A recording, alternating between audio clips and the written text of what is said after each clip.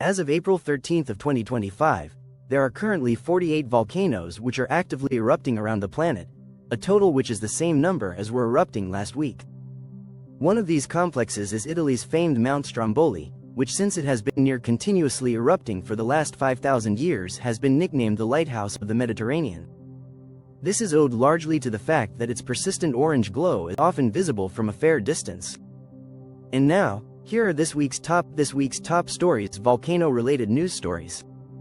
In Alaska, multiple volcanic ash advisories were issued regarding the towering Mount Katmai volcano, which has not erupted in more than a century, and yet, this volcano didn't erupt this week. Meanwhile, in Indonesia, the Gede volcano was closed for multiple additional days due to an unexpected strong earthquake swarm, including an earthquake which seemingly indicated magma movement. This marked Gede's first episode of unrest in more than 30 years. And, in what is this week's top story, the Kanlaon Volcano Kanlaon Eruption produced a large eruption, generating pyroclastic flows and surges. This eruption occurred at 5:51 am local time on April 8, when building pressure and volatiles broke through overlying rock. This sent a plume of ash rapidly upwards into the atmosphere, but at the same time part of the eruption column collapsed back to the ground, generating pyroclastic flows and surges. These moved at up to 142 kilometers per hour, reaching up to 1,100 meters downslope before coming to a halt. Additionally, thrown lava bombs started multiple grass fires, making it incorrectly look like fissures had opened up on Kanlaon's flanks. The eruption in question continued for 56 minutes until ceasing at 6:47 am local time on the same day. Ash reached a maximum altitude of 6,706 meters or 22,000 feet, and the specific explosion probably had a volcanic explosivity index of a 2. Here are the areas minor ashfall was reported to have fallen in, and here are the areas a sulfurous smell was detected by residents, likely due to low but elevated levels of sulfur dioxide and/or hydrogen sulfide gas. While still fairly small in the context of explosive eruptions at world volcanoes, April 8th's eruption was quite large in the context of specifically the Kanlaon volcano, marking its third largest eruption on record. Surprisingly, no intermittent weaker ash emissions have occurred in the 4 days since, so it is unknown if this type of activity, which had been ongoing for 5.5 months, will resume.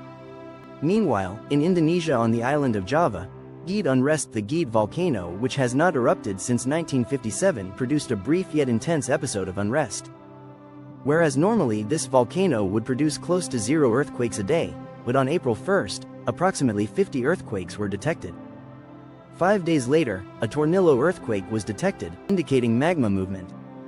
All of these events occurred at fairly deep depths, suggesting a potential resupply of magma underground in a manner which has been centered beneath Wadon crater. Gede typically erupts semi-frequently for multiple years to decades, only to be followed by decades of inactivity. We happen to be in its second longest quiet period, only surpassed by its lack of eruptions between 1762 and 1831.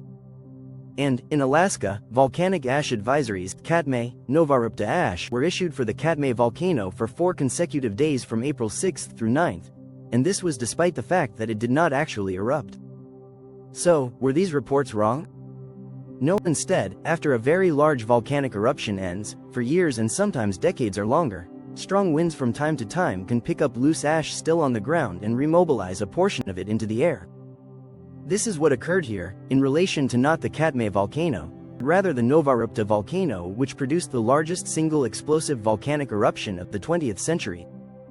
Both its thick pyroclastic flow deposits, which are up to 500 feet thick, and its several feet thick ash beds from that 1912 eruption are frequently remobilized during the spring and fall during high wind events. Here is a quick list of all of the world's list of erupting volcanoes which are currently erupting. Additionally, here are some volcanoes showing signs of unrest which are not erupting as of the recording of this video on April 12 of 2025. As the final note, I would like to thank my new YouTube channel member LaserGirl for supporting my work.